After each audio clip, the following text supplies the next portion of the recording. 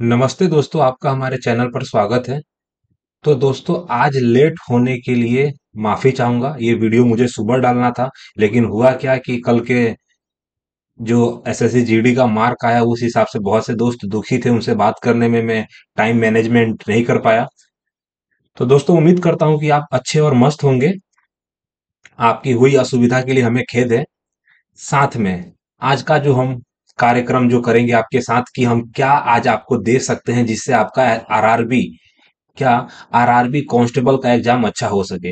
तो आज हम 5 मार्च का सेकंड शिफ्ट के लगभग कितने सवाल कराएंगे दोस्त?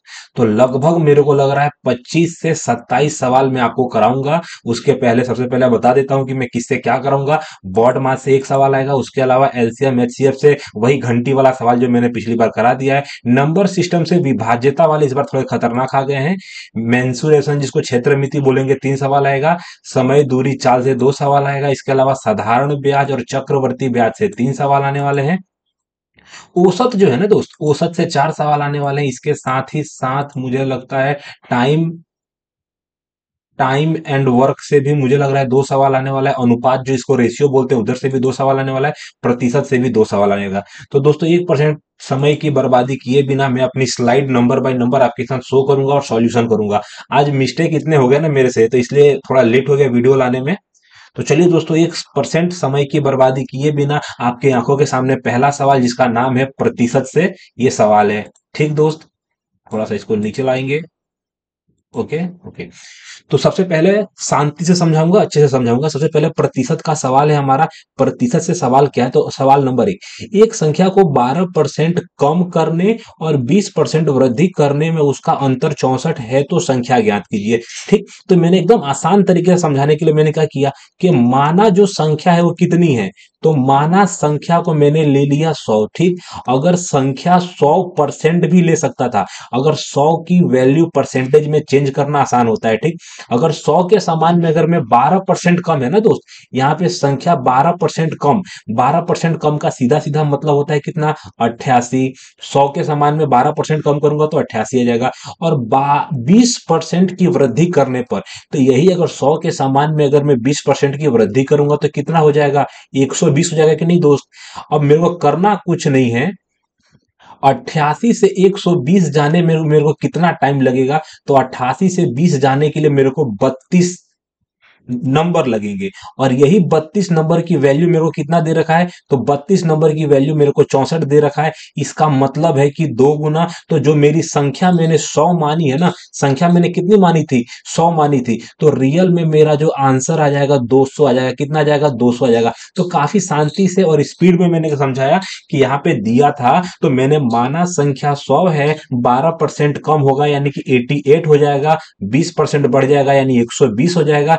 120 माइनस 120 माइनस मेरे को दे रखा था 120 माइनस 88 यानी कि 88 माइनस करूंगा तो 32 आएगा। और 32 की वैल्यू मेरे को 64 दे रखी है यानी कि गुणा 2। तो जो 100 की वैल्यू है अपने आप 200 हो जाएगी। ठीक, इसके अलावा एक ऐसा सवाल था जो मेरे दोस्त ने बोला था। मेरे दोस्त मतलब एक अनजान सा दोस्त, जिसका मैं बहुत बहुत धन्यवाद करना चाहता हूं, लेकिन मैं उसको जानता नहीं हूं। कमेंट सेक्शन में अगर वो दोस्त ये वीडियो देख रहा है तो प्लीज दोस्त, मेहनत आपकी है, मेहनत आपने लिखा है। 31 सवाल उस दोस्त ने किसी माध्यम से मेरे जरिए पहुंचाया है, तो दिल से धन्यवाद मेरे दोस्त। अनजान सा दोस्त है, मैं नाम नहीं जानता, नगर नाम का जिक्र जरूर करता, लेकिन मुझे इतना मालूम है शायद वो दोस्त बिहार से हैं। ठीक, सबसे पहली बात कि यहाँ पे जो दूसरा सवाल है क्या है? तो दूसरा सवाल ऐसा था कि किसी संख्या में उसका 30% जोड़ा जाए। समझ में आया? संख्या में 30% जोड़ा जाए तो वह कितना हो जाता है?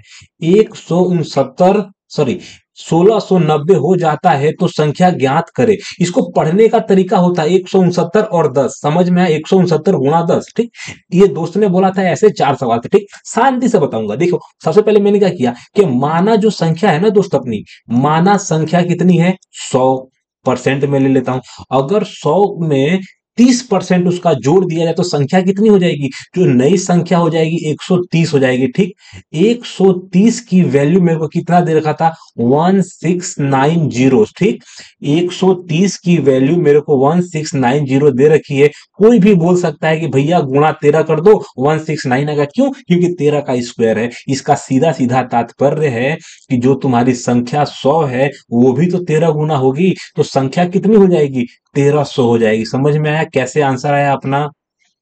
मेरे को ऐसा बताया है कि 130% की वैल्यू, 130% की जो वैल्यू है 1690 यानी कि 13 गुना है, तो तुमको बताना था 100% की वैल्यू, तो 100 को अपने 13 से गुणा करेंगे तो अपनी संख्या आ जाएगी। तो दोस्तों समय की बर्बादी नहीं करूंगा, दोनों सवाल मैंने काफी बढ़िया तरीके से समझाया, दोनों प्रतिशत से थे, और वो दोस्त ने ऐसा बोला था कि ऐसे सवाल 4 आए हुए हैं। इसका मतलब आपको स्क्रीनशॉट लेना है तो ले लीजिए, मैं यहाँ पे मिटा रहा हूं।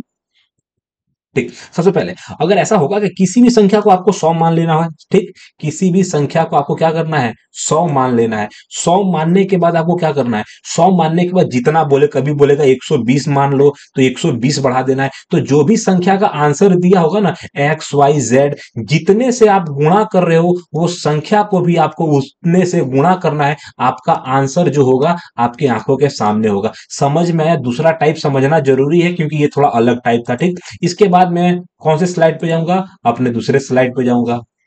दूसरा सवाल क्या था? दूसरा टॉपिक अनुपात, जिसको मैं रेशियो बोलूंगा। ये हमारा कौन सा नंबर का सवाल हो जाएगा? तो ये तीसरे नंबर का सवाल हो जाएगा। थोड़ा मैं गजबज में हूं, शांति से बताता हूं दोस्त। सबसे पहले अनुपात। अनुपात से दो सवाल थे, जिसमें सबसे पहले एक चतुर्था अनुपात से सवाल था। इसमें क्या कहा गया है? तो 18 दिया गया है, 36 दिया गया है 14 का। चतुर्था अनुपात निकालने का फॉर्मूला क्या है? बहुत बार मैंने बताया है कि बी गुणा सी कर दो भागा ए कर दो। इसका सीधा सीधा तात्पर्य क्या है? 36 कर दो और गुणा में 14 कर दो और भागा में 18 कर दो। 18 का भागा 36 में दूंगा 2, आपका आंसर जो आएगा चतुर्थानुपात का वो आ जाएगा 28। ठीक, यहाँ पे एक सवाल दिया था चौथा, जो मेरे को समझ नहीं आया कि शायद डाटा थोड़ा ऊपर नीचे हो सकता है क्या। यदि तीन संख्याओं का अनुपात आएगा कितना? 3:11:4 है। तीनों संख्याओं का योगफल मेरे को दे रखा था कितना? 48 है। तो सबसे बड़ी और सबसे छोटी संख्या के बीच का अंतर ज्ञात करें। ठीक, तो मैं सबसे पहले रेशियो को आपकी आंखों के सामने वापस लिखना चाहूंगा और बताऊंगा कि सबसे बड़ी संख्या और सबसे छोटी संख्या क्या है। तो यहाँ पे दिख रहा है कि 11 सबसे बड़ी संख्या है, 13 सबसे छोटी संख्या है। अगर इन लोगों का अंतर ले लूंगा तो हमको निकालना है किसका? 8 का वैल्यू। लेकिन मेरे को दिया क्या गया है? मेरे को दिया गया है 4800, जो है ना वो किसकी वैल्यू है? 4800 है, ये 18 की वैल्यू है। 18 की वैल्यू है। जो मेरे को निकालना है वो 8 की वैल्यू है।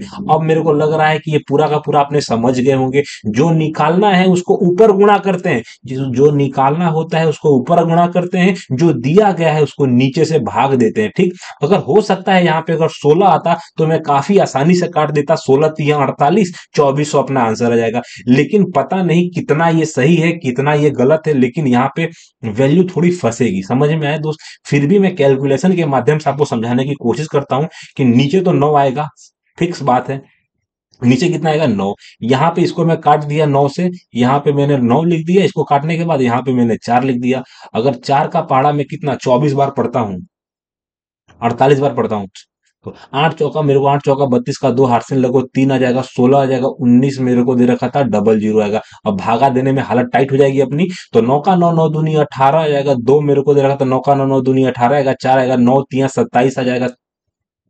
ना ना ना, 9 चौका 36 आएगा। सॉरी दोस्त, इसको मैं कैसे इरेज करूं? तो अपने पास इरेज का ऑप्शन है। थोड़ा सेकंड रुक जाओ, मेरे से मिस्टेक कर दिया, फटाफट के चलते। ओके, ठीक। तो मेरे को लग रहा है मैंने गुणा अच्छा किया है। अगर मैं 50 का गुणा 4 बार करता हूं और 8 घटा देता हूं तो 192 आएगा। ठीक, और सबसे पहली बात कि 9 दूना 18 आएगा। 9 भाई, 9 दूना 18 में एक आएगा ना, इसको भी इरेज करो भाई। 2 मिनट रुक जाओ दोस्त। ठीक, आ गया मैं वापस अपनी जगह पे। थोड़ा सा मेरे से मिस्टेक हो गया, फटाफट के चलते। 9, तो 9 का 9 9 दूनी 18, एक आ जाएगा, 12 आ जाएगा, 9 एकम 9 हारसिन लगो 3 आ जाएगा, 9 तिया 27, 27 के बाद 3 आ जाएगा, फिर आ जाएगा 9 तिया 27 आ जाएगा। तो पॉइंट मेरे को दे रखा था 3 3। समझ में आया? काफी शानदार तरीके से मैंने आपको समझाने की कोशिश की है कि 9 का पहाड़ा 2 बार पढ़ूंगा तो 18 आएगा, हारसिन एक आ जाएगा, कितना हो जाएगा? 12। 12 को 9 से काटूंगा तो एक बार में जाएगा। हाँ, तो एक बार में जाएगा ना दोस्त। हाँ, एक बार में जाएगा तो मेरे पास 30 आ जाएगा। 2 बार 30 के लिए मैंने यहाँ पे पॉइंट लगा दिया। तो मुझे लग रहा है कि दोस्त ये वाला जो कंसेप्ट है मैंने पिछली बार भी समझाया था, इस बार भी आपको मैंने समझाने की काफी अच्छे तरीके से कोशिश की। ठीक, तो यहाँ पे 4 सवाल हो चुके हैं, बाकी सवाल के लिए मैं आगे जाऊंगा, यहाँ पे इरेज कर दूंगा। दोस्तों आपको स्क्रीनशॉट लेना है तो आप ले सकते हैं। क्यों? क्योंकि ये सब मैं आपको प्रोवाइड करा देता टेलीग्राम पे, लेकिन ये सब जो चीजें हैं ना यार, स्क्रीन पे लिखना पड़ रहा है, तो स्क्रीन के हिसाब से वो रिकॉर्ड नहीं हो पाता है। ठीक, सॉरी, रिकॉर्ड हो पाता है, वो मतलब छप नहीं पाता है पीडीएफ में। तो मैं पीडीएफ के क्वेश्चन तो सब दे देता हूं आप लोगों को। ठीक, सबसे पहला सवाल, कि सबसे पहला सवाल किसका? तो समय और कार्य, यानी कि टाइम एंड वर्क से 2 सवाल था। तो पांचवा सवाल आपकी आंखों के सामने है, क्या है कि राम एक काम को 28 दिनों में कर सकता है, श्याम 35 दिनों में कर सकता है, दोनों मिलकर 3 दिन तक काम करते हैं, तो फिर शेष काम को करने में कितना समय लेगा? कौन? तो राम। हमको सिर्फ राम का बताना है। तो राम भगवान के लिए हमने आर लिया, जो कितने? 28 दिन में। श्याम भगवान को हम एस ले लेंगे, जो 35 दिन में काम करेंगे। दोनों इफिशियंसी लेंगे, तो इफिशियंसी लेने का तरीका गुणनखंड ले लो। गुणनखंड क्या हो जाएगा? तो 7 चौके 28 आएगा, और 7 पचे 35 आ जाएगा। 28 को मेरे को यहाँ पे जाना है, तो मेरे को 7 है, मेरे पास 4 है, तो 7 चौके 28। तो यहाँ पे मेरे को मल्टीप्लाई करना पड़ेगा 5, जो मेरा इफिशियंसी होगा। 35 का मतलब 7 पचे 35 आएगा, 4 बच गया, यानी कि इसका इफिशियंसी 4 हो जाएगा। ये सबका गुणा करने के लिए मेरे को करना पड़ेगा क्या? 4 पंचे 20 का 0, 8 से लोगों 2, यानी कि 14 आ जाएगा। ठीक दोस्त, तो 140 आ जाएगा। अब मेरे को करना क्या है? 3 दिन अपने काम हो चुका है। कितना? 3 दिन काम हो चुका है। तो 3 दिन में कितना काम हुआ है? तो भैया 4 और 5, 9 इफिशियंसी के साथ 3 दिन काम करोगे तो 27 काम को आपको माइनस करना पड़ेगा। जो बचा हुआ काम कितना है? बचा हुआ काम, तो बचा हुआ काम 113 है। 113 काम को कौन करेंगे? तो 113 काम को हमारे राम जी करेंगे। कितनी इफिशियंसी के साथ? तो 5 इफिशियंसी के साथ। तो हम 5 से भागा देंगे तो सीधी बार में कटेगा। 2 दूना 10, 5 दूना 10, 10 के बाद हाथ से ना 5 दूना 10 आ जाएगा, यानी कि 22 सही 3/5। इसको अगर पॉइंट में लिखना है तो 22.6 दिनों में बचा हुआ काम हो जाएगा। डाटा ऊपर नीचे है इसलिए 22.6 आया। मुझे लग रहा है डाटा अच्छे से होता तो मैं और क्लियर आपको बता पाता। ठीक, छठा सवाल मैं आपको बता रहा हूं, जिसमें छठा सवाल क्या था? किसी निश्चित कार्य को ए 10 बी 12 दिनों में कर सकते हैं। सी के सहयोग से ए और बी, किसकी?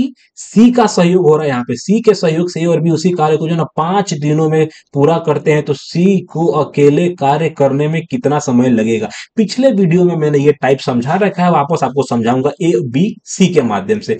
ए बी और ए प्लस बी प्लस सी, ये एक बटन है, यहाँ पे टिपा जाता है ना तो हो नहीं पाता। देखो, सबसे पहले ए किसी कार्य को 10 दिनों में करता है, बी किसी कार्य को 12 दिन में करता है। ए बी सी, सी का सहयोग करेंगे, ए बी, तो दोनों तीनों काम करेंगे ना दोस्त। अगर यहाँ पे मेरे को 5 दिया है तो तीनों का मेरे को एलसीएम लेना पड़ेगा। तो 5 दूना 10 मेरे को दे रखा था, इसको 5 बना देता हूं, 10 नहीं बनाता। ठीक, तो 5 दूना 10 आ जाएगा, और 2 छक मेरे को दे रखा था, 2 छक 12 आ जाएगा, यानी कि 30। टोटल काम कितना हो जाएगा अपना? 60 हो जाएगा। ठीक, इफिशियंसी मेरे को लेना है, तो यहाँ पे 10 का पढ़ा 60 बार पढ़ूंगा तो मेरे को 6 इफिशियंसी ऊपर आ जाएगा। 12 पंचे 60, ऊपर 5 इफिशियंसी आ जाएगा।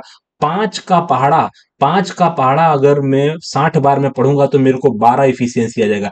सीधा सीधा मतलब ये है कि ए बी सी तीनों की इफिशियंसी 12 है, जिसमें ए और बी की इफिशियंसी 11 है। तो सी की इफिशियंसी कितनी होगी? तो सी की इफिशियंसी होगी 1। एक इफिशियंसी के साथ अगर आपको 60 काम करना है, कितना? 60 काम एक इफिशियंसी के साथ करना है, तो आपको कितना दिन लगेगा? आंसर आ जाएगा 60/1 इफिशियंसी, यानी कि 60 दिन में काम हो जाएगा। ये आपका क्या है दोस्त? आंसर है। आंसर है आपका क्या? आंसर। ठीक, तो काफी शांति से मैंने टाइम एंड वर्क के दोनों सवाल समझाए। इसके बाद स्पीड के साथ हम आगे बढ़ेंगे, जिससे आपका भी टाइम का नुकसान ना हो। औसत से मैं 4 सवाल बताऊंगा, फटाफट बताता हूं। सबसे पहले 7वां सवाल। 7वें सवाल में क्लियर बताया गया है क्या, कि प्रथम मेरे को दे रखा था 110 सम संख्याओं का औसत ज्ञात करिए। सबसे पहली बात, जहां पे आपको दे रखा है प्रथम सम संख्या, ठीक, जहां पे प्रथम सम दे रखा है तो एक फॉर्मूला होता है n+1।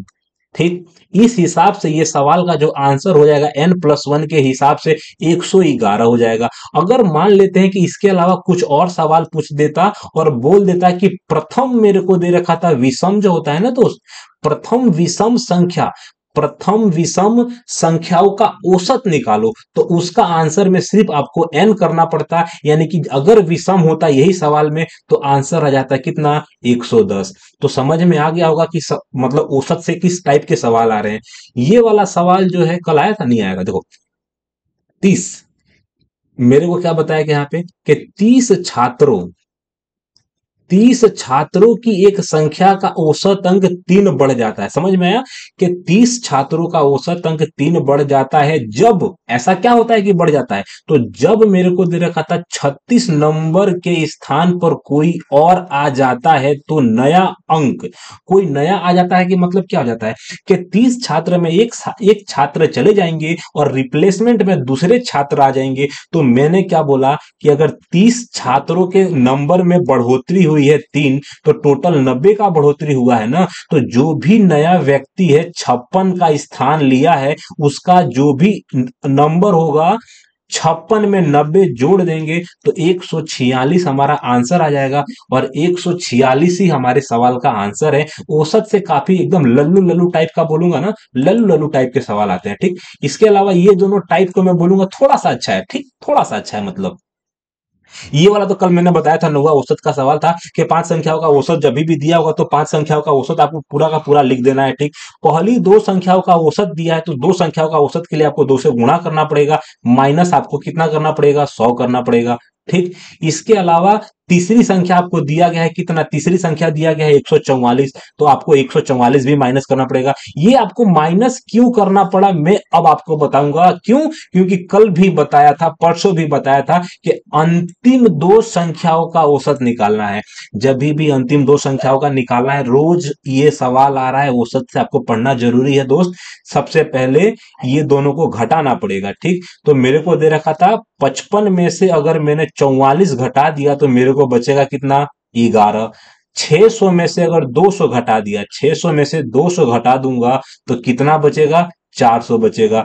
तो 411/2 जो है ना, बची हुई जो 2 संख्या है ना, 2 संख्याओं का जो औसत होगा कितना होगा, 2 संख्या का औसत 411/2 का सीधा सीधा तात्पर्य है कि 205/5 आ जाएगा, 205/5। दोस्तों थोड़ा सा मिस्टेक कर गया क्या, मैं इसको काट सकता हूं क्या, हाँ काट सकता हूँ, वाह मजा आ गया। यहाँ पे क्या जाएगा, 205, 205.5 जो है ना, बची हुई 2 संख्याओं का एवरेज हो जाएगा। अगर मैं बात करूं 10वें सवाल, 10वां सवाल एसएससी जीडी का सवाल इसमें आ चुका है। मैं इसको एसएससी जीडी इसलिए बोल रहा हूं क्योंकि पहले जो मैं समझाता था ना दोस्त, तो उसमें ऐसा सवाल आया हुआ है, ठीक। शांति से पढ़ के बताता हूं कि 20 संख्याओं का औसत 40 है, 7 संख्याओं का औसत 10 है, 3 संख्याओं का औसत अगर 5 है तो सभी संख्याओं का औसत ज्ञात करें। लड़के ने क्लियर एक 3 पन्ने में लिख के भेजा था, तो 3 पन्ने में क्या लिखा गया है कि इस प्रकार की सॉरी इस प्रश्न की मुझे संख्या याद नहीं है। उसने क्लियर मेंशन किया हुआ था कि इस प्रश्न की संख्या मुझे याद नहीं है। इसका मतलब हो सकता है डाटा कोई भी हो। दोस्तों कंसेप्ट सीखने पे ध्यान दो, ठीक। सबसे पहले मेरे को ऐसा बताया गया है कि 20 संख्याओं का औसत कितना है, 40, बहुत बढ़िया। 7 संख्याओं का औसत कितना है, तो 10, बहुत बढ़िया। 3 संख्याओं का औसत कितना है, तो 3 संख्याओं का औसत है 5। हकीकत में अगर आपको बेसिक से करना है तो बेसिक यही है कि सबको गुणा कर दो, गुणा करने के बाद कितना आ जाएगा, 4 दूना 8 यानी कि 800 आ जाएगा, 70 यानी कि 70 हो जाएगा, 15 यानी कि 15 हो जाएगा। टोटल संख्याओं को जोड़ूंगा 8, 8 और 5 आ जाएगा। इसको आप 8 समझना दोस्त, ये 8 है, ठीक। अब करना क्या है, 30 से भाग दे देना है। 30 से भाग देने का सीधा सीधा तात्पर्य क्या है, अगर यहाँ पे अगर यहाँ पे 900 होता तो 900 को मैं 30 से भागा दूंगा तो 30 हो जाएगा, लेकिन मेरे को -15/30 करने का सीधा सीधा तात्पर्य है कि आंसर कितना आ जाएगा, 29.5 आ जाएगा, ठीक। ये एक तरीका है जो मैंने आपको बताया, ये जो तरीका है जो मैंने आपको बताया ये मेरा तरीका नहीं है। मेरा तरीका क्या है वो आपको मैं 2 सेकंड के अंदर बता देता हूं, रंग बदल देता हूं शांति से, ठीक। मेरा जो तरीका है ना भाई लोग, ये क्या हो गया भाई, अच्छा अच्छा, कट जाएगा भाई। सबसे पहले मेरा तरीका क्या है कि कभी भी मान लेते हैं कि, हाँ कभी भी मान लेते हैं क्या कि जो संख्या है कि 20 संख्याओं का औसत, मेरा तरीका क्या है कि 20 संख्या जो है ना, 20 संख्या, तो यहां पे मैंने संख्या लिख दिया है, यहां पे मैंने उनका एवरेज नंबर ले लिया है, ठीक, एवरेज। तो मेरे को दे रखा था 20 का 40 है, 7 का 10 है, और 30 का मेरे को, 3 का मेरे को दे रखा था 5 है। तो मैं क्या करूंगा, डेविएशन से मैं मानूंगा कि जो संख्या का एवरेज है ना वो कितना है, 40 है। 40 के हिसाब से अंतर यहाँ पे मेरे को दे रखा था 0 का है, यहाँ पे -30 का अंतर है, यहाँ पे 35 का अंतर है। 35 का पहाड़ा अगर मैं 3 बार पढ़ूंगा तो कितना आ जाएगा, 105 आ जाएगा, ठीक। अगर मैं 30 का पहाड़ा 7 बार पढ़ूंगा तो कितना आ जाएगा, 210 आ जाएगा, ठीक। ये दोनों माइनस में, दोनों को जोड़ दूंगा और घटाऊंगा कितना, 300 मेरे को दे रखा था, 305, सॉरी 315 आ जाएगा, 315। 315 को जैसे मैं 30 से भागा दूंगा ना, तो ये मेरा डेविएशन मेथड से आंसर आ जाएगा 40 माइनस कितना, 10.5। 10.5 ही आएगा ना दोस्त, 10.5 ही आएगा। कैसे, तो 3 का भागा दूंगा, 3 एकम 3, 3 पचे 305, 3 पचे 15, यानी कि 10.5। आंसर जब घटाऊंगा तो मेरा आंसर कितना आ जाएगा, 29.5। ये मेरा तरीका है जो मैं एग्जाम में हल करता हूं, और ये बेसिक तरीका है, यानी कि दो मेथड से मैंने इसको बताने की कोशिश की। मेथड नंबर 1 बेसिक, और मेथड नंबर 2 एडवांस, जिसको मैं डेविएशन मेथड बोलता हूं। ये टाइप एसएससी जीडी में आ चुका है, तो दोस्तों आपका फर्ज बनता है कि ये टाइप अच्छे से समझना, ठीक। इसके क्वेश्चन चाहिए ना दोस्त, क्वेश्चन में पीडीएफ के तौर पे मैं कहां पे डाल देता हूं, टेलीग्राम पे ये पूरे क्वेश्चन मिल जाएंगे। सॉल्यूशन तो आपको वीडियो से ही देखना पड़ेगा, क्यों, क्योंकि मैं सब के सब इरेज कर देता हूं। इरेज करने का सीधा मतलब है कि आपको ये सब नहीं मिल पाएगा दोस्त। और क्या बोलूं, साधारण ब्याज और चक्रवर्ती ब्याज, अगर ऐसा नहीं है कि नहीं मिल पाएगा, इससे पहले जब मैं एसएससी जीडी का कराता था तो सारे दोस्तों को मैं सॉल्यूशन दे ही देता था। ऐसा था, मैं किसी के साथ ऐसा नहीं करता कि भाई व्यू कमाने के चक्कर में अथवा कुछ भी करने के चक्कर में वीडियो बना रहा हूं, ना ना, आपकी हेल्प हो रही है इसलिए बना रहा हूं, और ऐसा कोई नहीं कर पा रहा इसलिए मैं कर रहा हूं, ठीक। अब यहाँ पे मेरे को दे रखा था साधारण ब्याज और चक्रवर्ती ब्याज से 3 सवाल आएंगे, 11 नंबर, 12 नंबर और 13 नंबर। 11वां नंबर का सवाल क्या है कि 8,000 रुपए का 12% वार्षिक दर से 3 वर्षों का साधारण ब्याज ज्ञात करिए। साधारण ब्याज ज्ञात करना है कितना, 3 वर्षों का।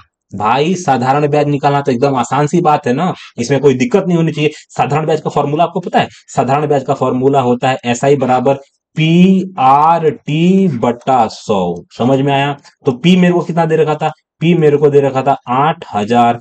आर का मतलब रेट कितना दे रखा था, 12। टाइम में मेरे को दे रखा था 3। निकालना है साधारण ब्याज, 2 जीरो से 2 जीरो काटूंगा, ऊपर कितना आ जाएगा, 80। यानी कि मैंने इसको ले लिया जीरो, ये दोनों को गुणा यहीं पे कर दिया, गुणा करके क्या लिख दिया, सीधा 36। 8 का पहाड़ा 6 बार पढ़ूंगा, 8 6 48 का 8 हाथ से लगो 4, और 8 3 24, और 4 को 4 ही आएगा ना, 8 4 48, 4, 8 चौका 24 यानी कि 28। यानी कि 2880 मेरे को दे रखा था, 2880 जो है ना अपना साधारण ब्याज आएगा। दूसरा सवाल मैं आपकी आंखों के सामने प्रस्तुत करने जा रहा हूं दोस्तों। यदि कोई निश्चित धनराशि, साधारण ब्याज पर 40% वार्षिक दर से 2 वर्षों में 2800 रुपए हो जाती है, तो 2 वर्षों का साधारण ब्याज ज्ञात करिए, ठीक। सबसे पहली बात कि मेरे को दिया क्या गया है, कोई धनराशि की बात हो रही है। धनराशि समझ में आता है, धनराशि का सीधा सीधा मतलब होता है मूलधन, जिसको हम प्रिंसिपल बोलते हैं। और यहाँ पे जो दिया गया है वो अमाउंट है, क्यों, क्योंकि जब भी प्रिंसिपल में साधारण ब्याज या चक्रवर्ती ब्याज, कोई भी ब्याज जब जुड़ जाता है ना, तो वो क्या बन जाता है, वो बन जाता है मिश्र धन। तो मिश्र धन की वैल्यू कितनी है, मिश्र धन की वैल्यू मेरे सवाल में दिया गया है 2800। अब हकीकत में 40% के हिसाब से 2 सालों का 80% हो जाएगा, यानी कि 180% की वैल्यू आपके आंखों के सामने दी गई है। साधारण ब्याज कितना होगा, तो मैंने अभी हाल आपको बताया, साधारण ब्याज 80% होगा, तो 80% की वैल्यू आपको निकालनी है। यहां पे भी मुझे लग रहा है काटम काटी होगी, तो काटना तो पड़ेगा भैया, 0 से 0 कट जाएगा। रंग बदल देता हूं मैं, सबसे काम करता हूं, एक रंग बदल देते हैं, रंग बदल के मजा आता है काटने में, ठीक दोस्त। सबसे पहली बात, भाई कहाँ गया मेरा मार्कर? सबसे पहले जीरो से जीरो कट गया, दो से काटूंगा यहाँ पे आ जाएगा नौ, यहाँ से काटूंगा तो यहाँ पे आ जाएगा कितना, पूरा काट देता हूं ना। तो मेरे को सीधा दे रखा था क्या, 9% की वैल्यू कितनी आ जाएगी। 2 सेकंड रुक जा दोस्त, 2 सेकंड, 2 सेकंड, मिट जा भाया। ठीक। तो सबसे पहले मैंने क्या किया, जीरो से जीरो काट दिया और दो से काटने के हिसाब से 9% की वैल्यू मेरे आंखों के सामने कितनी आ जाएगी, 2400 आ जाएगी। तो 9 का पहाड़ा मैं पढ़ूंगा तो 1% की वैल्यू आएगी और उसको मेरे को 80 से गुणा करना पड़ेगा। ठीक। तो 80 से गुणा करने का मतलब क्या जाएगा, 1% की वैल्यू कितनी आ जाएगी, इसको काटना पड़ेगा। तो 9 दूना 18, 60 आ जाएगा। तो नौ छक 54 आ जाएगा, 6 आ जाएगा। फिर आएगा 9 छक 54 आ जाएगा। ठीक। यानी कि इस हिसाब से अगर मेरे को इसमें 80 से गुणा करूंगा, किसको, ये संख्या को 80 से मेरे को गुणा करना पड़ेगा। यहां पे मैं लिख देता हूं गुणा। अब मेरे को सबसे पहले 8 से गुणा करना है। 8 छक मेरे को देता, 8 छक 48 का 8 हार्सिन लगो 4 आएगा। 8 छक 48, 4 52 का 2 हार्सिन लगो 5। 8 दूना 16 और 16 में 5 जोड़ दूंगा तो हो जाएगा 21। और मेरे को लगा देना है पॉइंट एक अंक के बाद यहां पे। ठीक। आसान सा सवाल था दोस्तों। अगर मैं 6 से चालू करता ना, सॉरी सॉरी सॉरी, पॉइंट गलत लगा दिया क्या मैंने, पॉइंट गलत लगा दिया। यहाँ पे पॉइंट लगेगा। सबसे पहले मेरे को 8 से गुणा करना है। तो 8 छक 48 का 8 आ जाएगा। 8 छक 48, सॉरी दोस्त, इसके बाद भी तो पॉइंट आएगा। तो ये जो संख्या है ना दोस्त, थोड़ी सी मैं मिस्टेक कर रहा हूँ।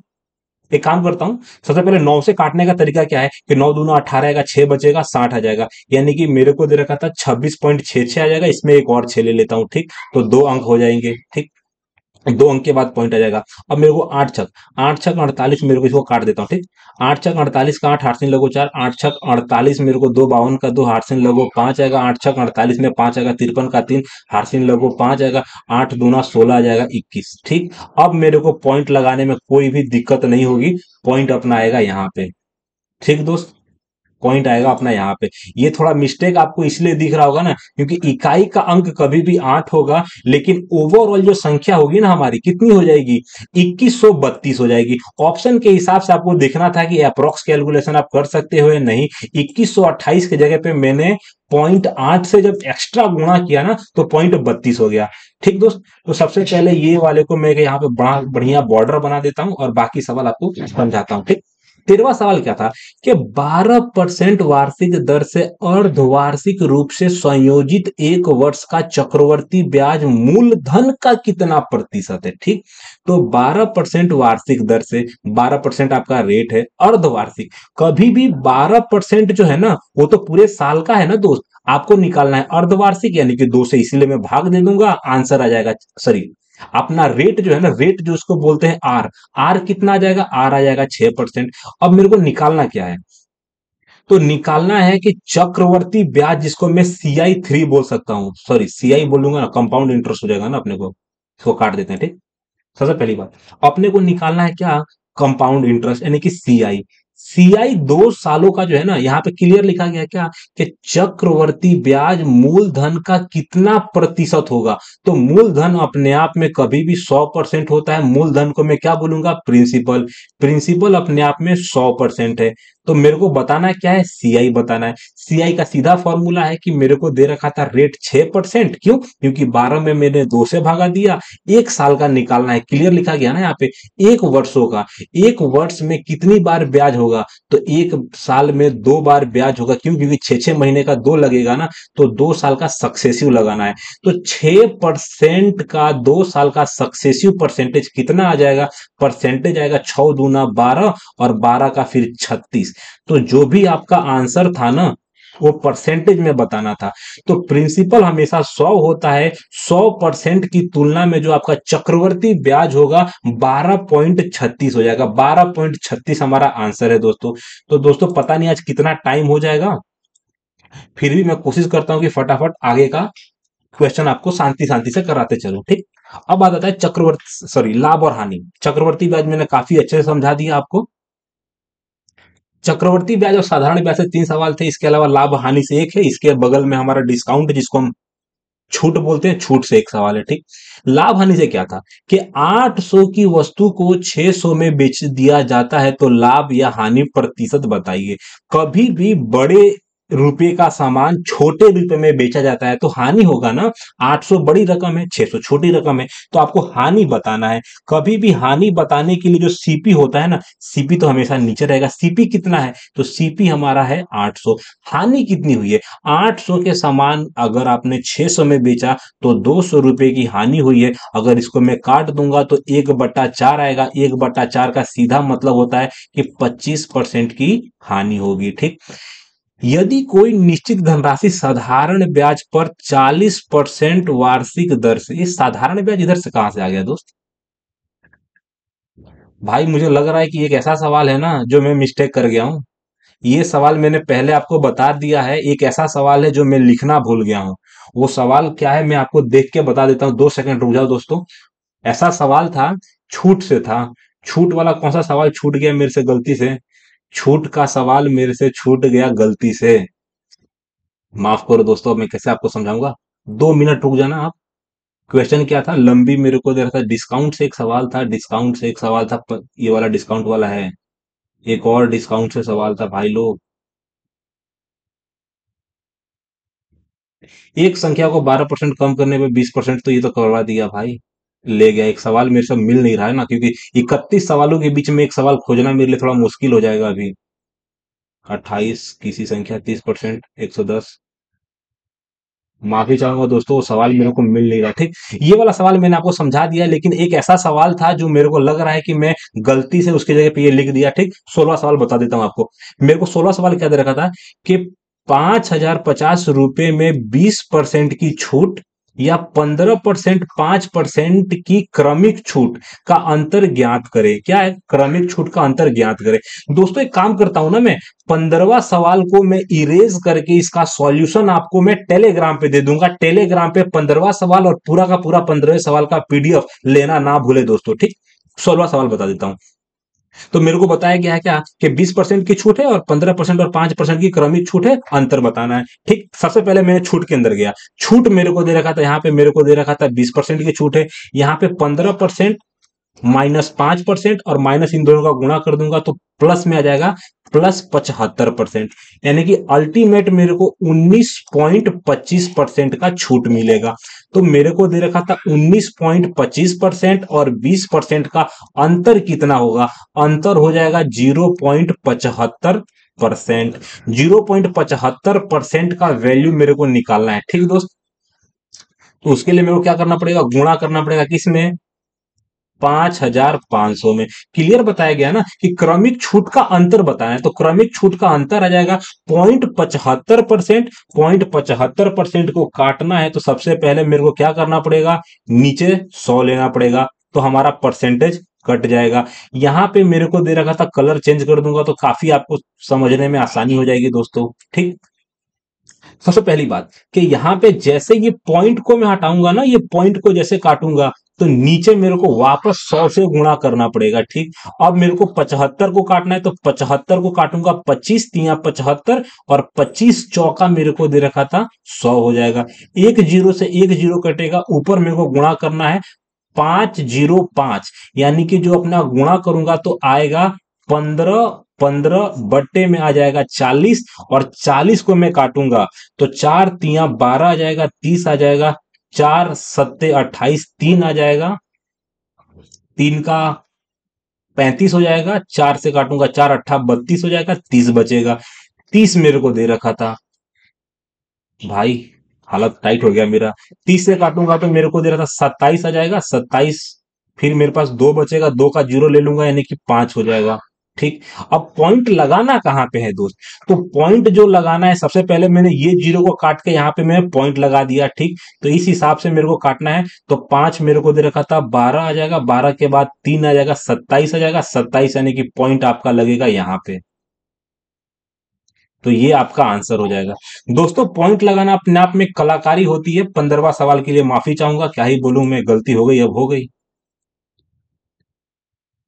इसके अलावा समय, दूरी और चाल। समय, दूरी और चाल वाला सवाल मैं काफी स्पीड से बताऊंगा क्योंकि बहुत लाजवाब और बढ़िया सवाल था यार ये वाला।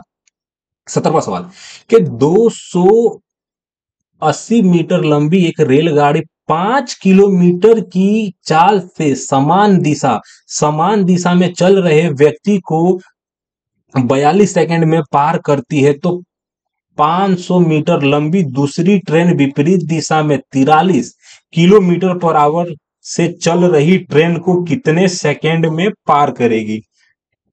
दोस्त काफी लेंदी सवाल है, लेकिन मैं इसको दो भागों में बांटता हूं। ये सवाल यहां से लेके यहां से पहले अपने सॉल्व करेंगे। ठीक, सवाल में क्या बताया गया है कि 280 मीटर की ट्रेन है। 280 मीटर की ट्रेन को मैंने यहां पे लिख दिया। 280 मीटर की ट्रेन है, यहां पे आएगी कभी भी किसकी आ जाएगी, सापेक्ष गति आ जाएगी।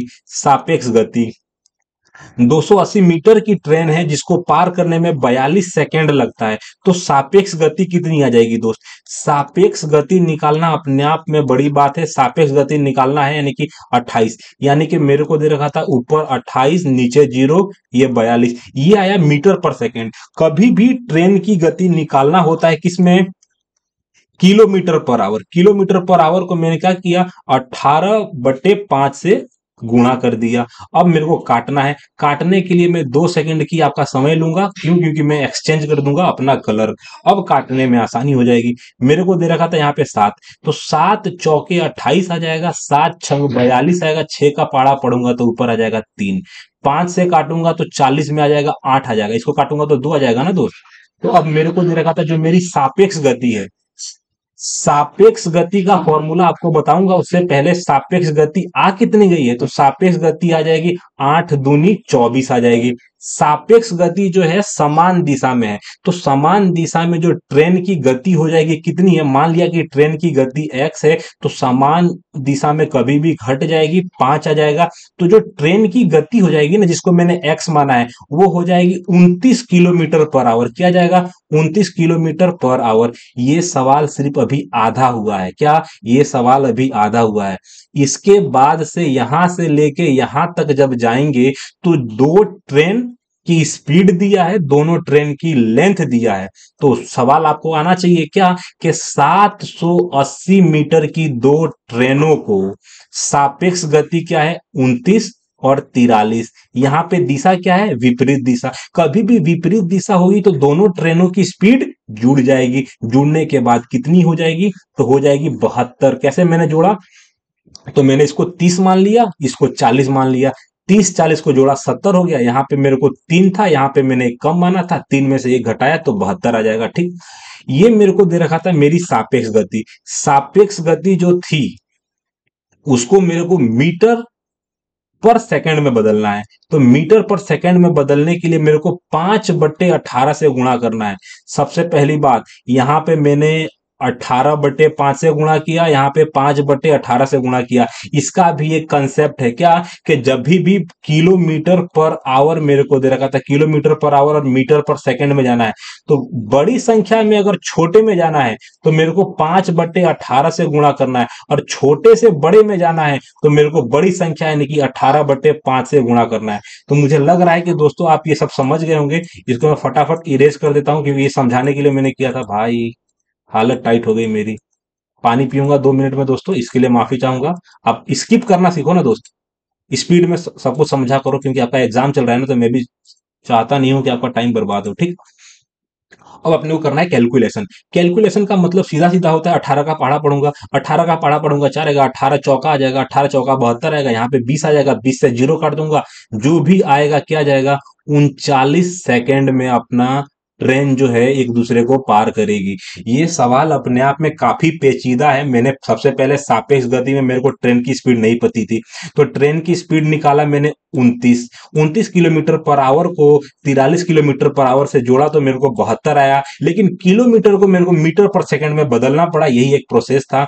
18वां सवाल मुझे लगता है काफी आसान होगा, समझाने की कोशिश करता हूं। ठीक, यहां पे मेरे को क्या दे रखा था कि 9 घंटे में एक व्यक्ति यात्रा का 1/3 भाग 28 किलोमीटर पर आवर की चाल से और शेष भाग को 35 किलोमीटर पर आवर की चाल से पूरा करता है, तो कुल दूरी ज्ञात करे। क्या निकालना है, कुल दूरी निकालना है। दूरी निकालने का फॉर्मूला आपको पता ही होगा। क्या,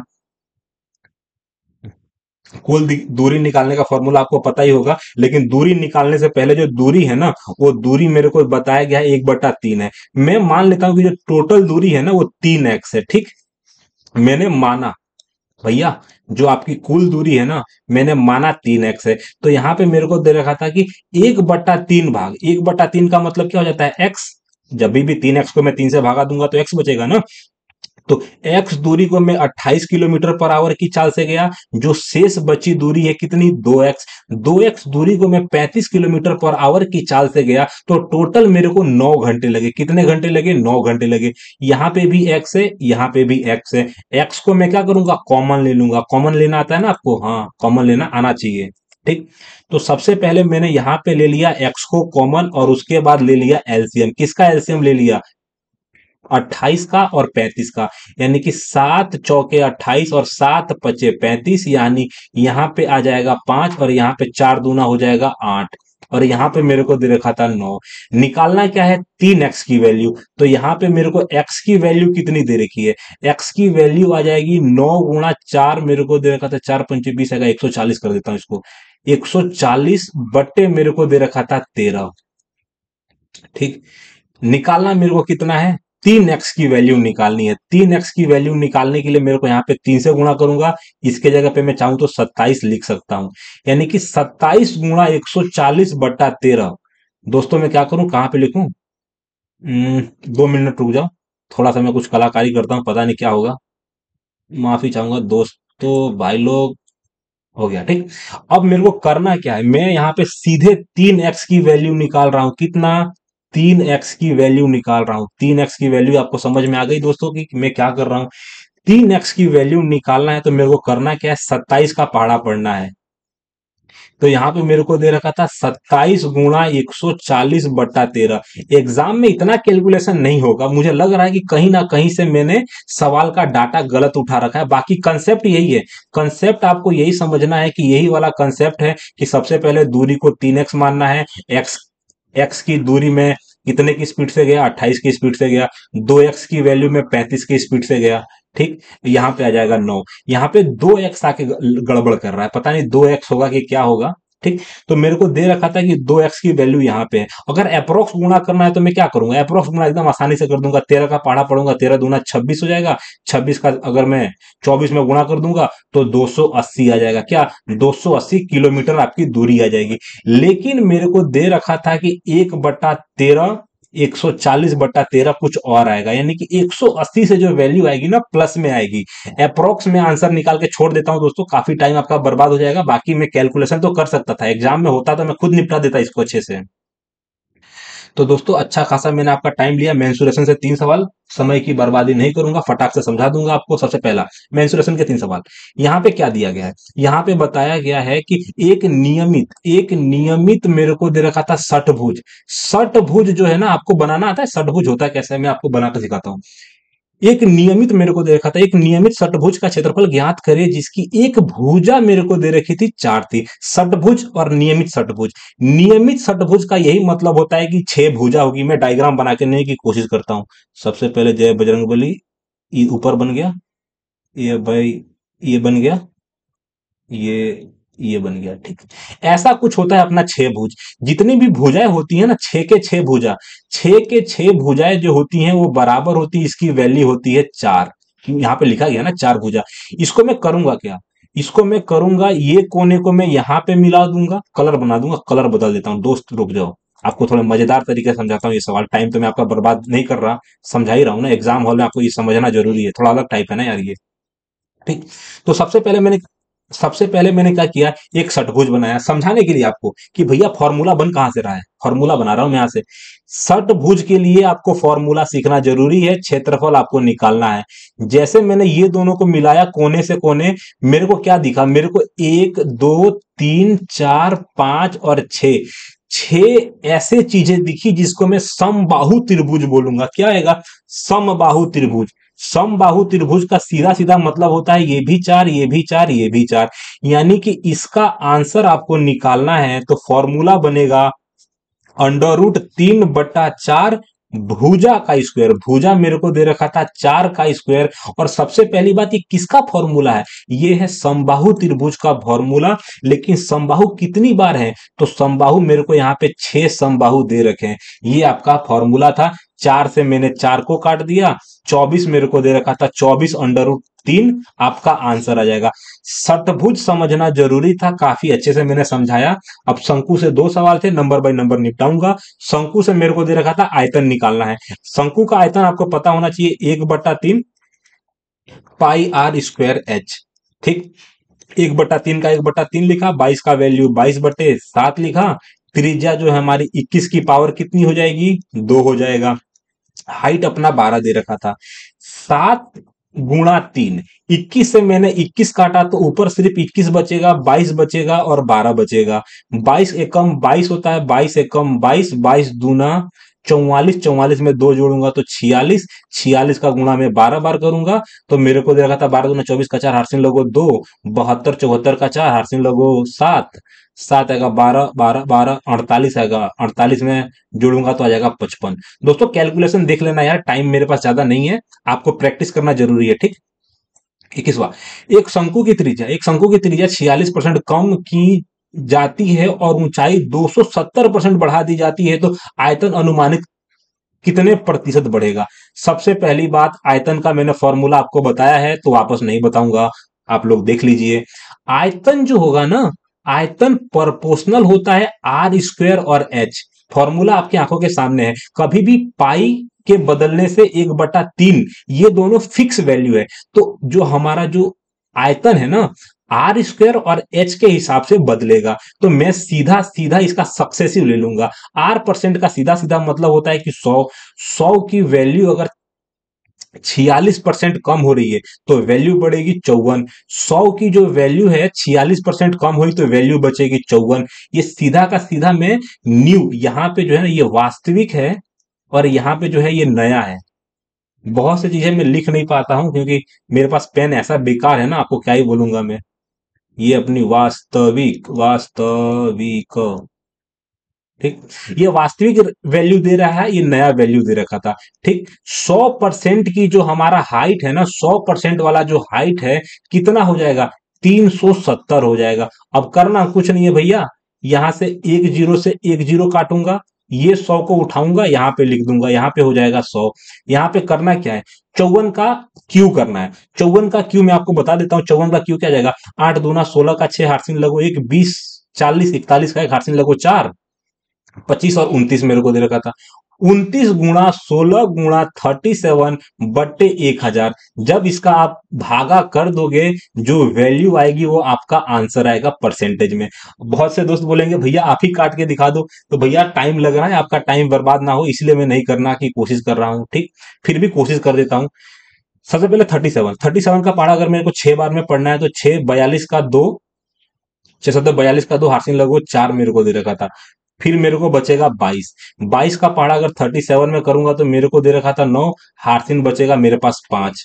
ठीक, हारसिन 5 बजा और मेरे को दे रखा था 37 को 9 से गुणा करूंगा तो मेरे को दे रखा था 370 में 40 घटाऊंगा तो भाई थोड़ा मिस्टेक ना कर दूं इसलिए मैं शांति से कर रहा हूं। ये गुणा करने के लिए मैं प्रोसेस कर रहा हूं दोस्त, ये गुणा करने का प्रोसेस है, आपको मेंशन कर देता हूं। तो मेरे को दे रखा था कितना, 370 आएगा, 370 में से माइनस कर दूंगा कितना, 37, यानी कि मेरे को 40 माइनस करना है। 40 का सीधा मतलब होता है कि 330 आएगा, 333 हो जाएगा। 333 का सीधा सीधा मतलब है 338, 338 का 8 आ जाएगा, हारसिन आएगा 33, 33 का सीधा सीधा मतलब है कि 7 14 का 4, हारसिन लोगो 1 आ जाएगा, हारसिन लोगो 7, यानी कि मेरे को दे रखा था 107, 107 मेरे को दे रखा था यार। अच्छे से लिख देता हूं आपको, मेरा जो वैल्यू आया है 107.892, यानी कि अल्टीमेट जो मेरा परसेंटेज है कितने परसेंट का प्रभाव पड़ेगा, तो मेरा आंसर आ जाएगा अप्रोक्स 7.892% का मेरे को प्रभाव पड़ेगा। अप्रोक्स अनुमान लगाना है, आप 8 भी टिक कर सकते हो। तो दोस्तों मैंने काफी बेकार राइटिंग में आपको समझाने की कोशिश की है, लेकिन माफ करिए, माफी चाहूंगा इसके लिए, राइटिंग सुधर सकती है, सुधार लूंगा मैं। तीनों के तीनों मैंने मेंसुरेशन के बता दिए। एलसीएम का सवाल मैंने पिछली बार भी बताया था, वापस आपको बता देता हूं क्या, एलसीएम और एचसीएफ, एलसीएम और एचसीएफ से कौन सा सवाल था, तो घंटी वाला सवाल था। 5 मिनट तो नहीं लूंगा, 2 मिनट में आपको समझा देता हूं एलसीएम का क्या सवाल था। सबसे पहले सुबह सुबह 5:30 से 8:15 तक एक जगह घंटी क्रमशः 15, 20, 25 और 30 सेकंड के अंतराल में बजती है, तो 5:30 और 5:35 सहित मेरे को दे रखा था, 35 सहित घंटिया एक साथ कितनी बार बजेगी। ठीक, तो सबसे पहले एलसीएम निकालना है किन किन संख्याओं का। एलसीएम निकालना है 15 का, 20 का, 25 का और 30 का। एलसीएम निकालने का बेसिक तरीका है, सबसे पहले मैंने यहाँ पे पकड़ा, 5 ले लिया, 5 का पढ़ा 3 बार पढ़ूंगा, 15 हो जाएगा। यहाँ पे 4 चाहिए तो यहाँ पे 4 से गुणा करूंगा, यहाँ पे 5 चाहिए तो यहाँ पे 5 से गुणा करूंगा, यहाँ पे 6 से गुणा करना था 5 को, इसको मैंने बेस वैल्यू माना। ठीक, अब मेरे को दे रखा था 5 और 5, यहाँ पे है 2, सीधा सीधा पता है कि 5 और 2, 5 और 2 कितने जीरो, 2 जीरो, आगे आ जाएगा 30। 30 300 सेकंड को जब मैं 60 से काटूंगा तो वैल्यू कितनी बचेगी, 60 से काटूंगा तो मेरे को मिल जाएगा 5 मिनट। ठीक, 5 मिनट, यानी कि 5:30 से 8 बजे तक 150 मिनट होता है, 150 मिनट, यानी कि मेरे को दे रखा है 165 मिनट। 165 मिनट में 5 मिनट के अंतराल पे घंटियां बजेंगी कितनी, 31 बार। लेकिन यहां पे क्लियर मेंशन है कि 5:30 वाली और 5:30 वाली और 8:15 दोनों के दोनों आपको जोड़ना है। इस हिसाब से अपने को एक प्लस करना पड़ेगा, ध्यान से करना एग्जाम हॉल में, नकर आपका गलत हो सकता है, आंसर आ जाएगा 32। ये जो घंटियां है ना कितनी बार बजेगी, ये घंटियां बजेंगी 20 बार। ठीक, नंबर सिस्टम का दूसरा सवाल क्या था कि संख्या 13 का विभाज्यता का नियम पूछा था। विभाज्यता का नियम क्या होता है, जैसे कि मैं क्या ले लेता हूं, ABCDEF जी और एच। कभी भी विभाज्यता के नियम के लिए पीछे से पकड़ना पड़ता है, ये 3 संख्या, फिर ये 3 संख्या और ये 3 संख्या, यानी कि ये वाली संख्या जुड़ जाएंगी और इसका अंतर निकालना है। तो विभाज्यता का नियम कोई बड़ी बड़ी बात नहीं है, इसमें करना यही पड़ता है कि अपने को लास्ट से 3-3 जो नंबर होते हैं ना, लास्ट से 3-3 का जोड़ा बनाना पड़ेगा, लास्ट से 3-3 का जोड़ा बनाना पड़ेगा। और ये जो संख्या होंगी विषम स्थान और सम स्थान, ये दोनों का अंतर लेके अगर 13 से कट जाएगा, अंतर जो है 13 से कट जाएगा, तो वो 13 का मल्टीपल होगा। ठीक, आसान सा था, बाकी में कभी अलग से समझाना चाहूं तो 13 का आपको विभाज्यता का नियम अच्छे से समझा पाता, अभी टाइम की कमी है। ठीक, यहाँ पे मेरे को क्या दे रखा था कि 4,354 आएगा, 6,700 आएगा, 56 आएगा, 6,563 को किस संख्या से विभाजित किया जाए कि शेषफल 11 बचेगा। पहली बात, शेषफल 11 बचेगा तो जो आपका जो भाजक होगा ना, भाजक वो कभी भी -11 होगा, इसका मतलब 11 से छोटा होगा। सबसे पहले सारी संख्याओं में 11 एक्स्ट्रा बच रहा है। ठीक, तो मैंने क्या किया, सब में से 11 माइनस कर दूंगा, क्या कर दूंगा, -11 -11 -11, यानी कि 40 3 43। 43 मेरे को दे रखा था, 54 में से 11 घटाऊंगा, यानी कि एक एक घटा देना है, तो मेरे को दे रखा था 4 और 3 आ जाएगा। दूसरी संख्या में 11 घटा दूंगा तो यहाँ पे 4 आ जाएगा और 5 आएगा। तीसरी संख्या में 65 है, 63 में से घटाऊंगा तो मेरे को दे रखा था 62 आ जाएगा ना दोस्त, 52 आ जाएगा। ठीक, तो यहाँ पे करना क्या था कि शेषफल अगर 11 बचा है तो सभी संख्याओं में से मेरे को 11 घटा देना था। इसके बाद संख्या बची क्या, इसके बाद संख्या जो बची है जिसके इकाई का अंक 5 है, इकाई का अंक 2 है, इकाई का अंक 3 है, अगर एक हिसाब से बोलूं, 3 होने के हिसाब से मैं बोल सकता हूं कि संख्या कभी भी सम संख्या से नहीं कटेगी, यानी कि 2 4 6 8 10 से तो ये संख्या नहीं कटेगी, बचे सब प्राइम नंबर, कभी भी एक तो हो नहीं सकता। ठीक, सॉरी, शेषफल 11, शेषफल 11 का सीधा सीधा मतलब होता है जो संख्या है ना दोस्त, संख्या जो है 11 से ज्यादा होगी, समझ में आया। तो बाय ऑप्शन आप ट्राई कर सकते हैं, 5 का मल्टीपल नहीं होगी, ये जो संख्या होगी ना दोस्त, ये 4 अंक की संख्या, ये 4 अंक की संख्या, ये 4 अंक की संख्या, जो भी आपको बाय ऑप्शन दिए गए हैं, इसका सॉल्यूशन यही है कि जो भी संख्या है आपको बाय ऑप्शन सॉल्यूशन, तीनों जो चारों ऑप्शन है ना, उसको नंबर बाय नंबर ट्राई करना है, जिससे ये तीनों नंबर कट जाएगा वो आपका आंसर हो जाएगा। बाकी एक तरीका मैं आपको बता देता हूं कि नंबर को जोड़ दो, नंबर को जोड़ेंगे तो कितना आ जाएगा, 43, यानी कि 7 14। नंबर को जोड़ने से नहीं होगा दोस्त, बाय ऑप्शन ही अपने को करना पड़ेगा। शेषफल का यही नियम था कि 11 घटाना था। तीनों संख्याओं में से मैंने 11 घटाया, तीनों संख्या आपकी आंखों के सामने लिख दी। जो ऑप्शन ये तीनों संख्या को काटता है वो आपका आंसर होने के लिए एकदम सूटेबल है। ठीक दोस्तों, इसके अलावा बॉड मास का एक सवाल है मेरे पास, इसके अलावा और दो सवाल थे। मैं कोशिश करता हूं, टाइम जब ले लिया है तो अच्छे से समझाऊंगा आपको। बोर्ड मास का सवाल नंबर एक ये था कि सबसे पहले ब्रैकेट के हिसाब से सबसे पहले मेरे को दो ब्रैकेट निपटाना था। ब्रैकेट कितने हैं मेरे पास? दो ब्रैकेट है। तो ब्रैकेट के हिसाब से 4 - 3 करूंगा तो एक आ जाएगा। एक का पहाड़ा में अगर 2 में पढ़ूंगा तो 2 एकम 2 होगा। 2 को जोड़ूंगा किसमें? 5 में। तो ये पूरा का पूरा वैल्यू कितनी आ जाएगी? 7। यहां पे मेरे को देखा 14 को 7 से भागा दूंगा, आंसर मेरा आ जाएगा 2। ठीक। इसके अलावा 3 सवाल मैं आपको फटाफट समझाता हूं लिख लिख के। राइटिंग मत देखना दोस्तों, समझने की कोशिश करना। ठीक। एक सवाल ऐसा पूछा गया था क्या कि मेरे को दे रखा था 76 + 18 + 40 3 43 +34 + √14। ठीक। √14 की वैल्यू क्या होती है? √14 की वैल्यू में पीछे से करूंगा, यहां पे 2 जब जोड़ दूंगा ना तो यहां पे मेरे को दे रखा था 36। 36 का मैं क्या लूंगा? इसके साथ मैं ले लूंगा 43। 43 के साथ मेरे को जब 6 जोड़ूंगा तो मेरे को पता चल जाएगा 49। यानी ये भाई को नीचे उतारूंगा और लिखूंगा क्या कि 18 + 7 कितना हो जाएगा? तो 5 हो जाएगा। ये संख्याओं को मैं नीचे उतारूंगा तो मेरे को दे रखा था क्या जाएगा? 76 + 5, यानी कि संख्या हो जाएगी 81। 81 का अंडर रूट आंसर आ जाएगा 9। तो काफी बढ़िया तरीका से मैंने ये सवाल समझाया। इसके अलावा एक और सवाल था दोस्तों, मैं यहाँ पे मिटा रहा हूं। आप ये वाला जो सवाल है ना, प्लीज अपने हाथ से लिख लीजिए। माफी चाहूंगा क्योंकि मैं ये लिख नहीं सकता ना यार, मेरे को लिखना नहीं आता ऐसा। इसके अलावा एक और सवाल था। एक और सवाल ये था कि 1/4, 1/4 का -2 प्लस 1/8 की वैल्यू -2 प्लस मेरे को दे रखा था 1/5 -2।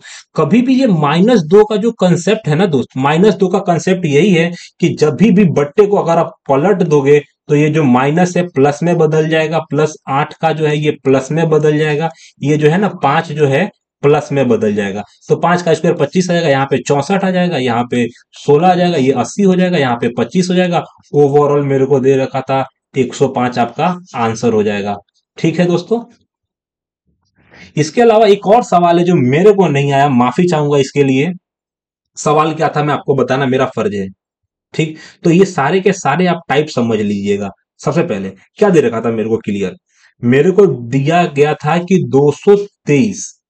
सवाल भी तो मेरे को समझ नहीं आया कि भाई करना क्या है। ये तीनों सब बॉड मास के थे तो बॉड मास के समझा दिया मैंने, ये सरलीकरण का था। 223 की पावर 223 + 1 है। 223 की पावर 223 है। प्लस दिया था क्या? हाँ प्लस दिया था। 223 मेरे को दे रखा था, 223 की पावर 224 है और प्लस मेरे को दे रखा था 224। तो इसका सॉल्यूशन करना था भाई। अगर जिस दोस्तों को ये सॉल्यूशन आता है प्लीज ये सॉल्यूशन करे। बाकी माफी चाहूंगा कि ये कंसेप्ट मैं आपके लिए नहीं कर पाया, क्योंकि मेरे को खुद नहीं आता है यार। मैं खुद भी आपके जैसा स्टूडेंट हूं, आपकी हेल्प कर दे रहा हूं। तो जय हिंद, जय भारत दोस्तों। मिलते हैं अगले वीडियो में। माफी चाहूंगा, 2 सवाल मैंने ऐसे कराए आपको, खास करके 15वें वाले के लिए आप टेलीग्राम पे फॉलो करिए, आपको सब कुछ मैं आपका सॉल्यूशन कर दूंगा। ठीक। तो जय हिंद, जय भारत दोस्तों। जय हिंद।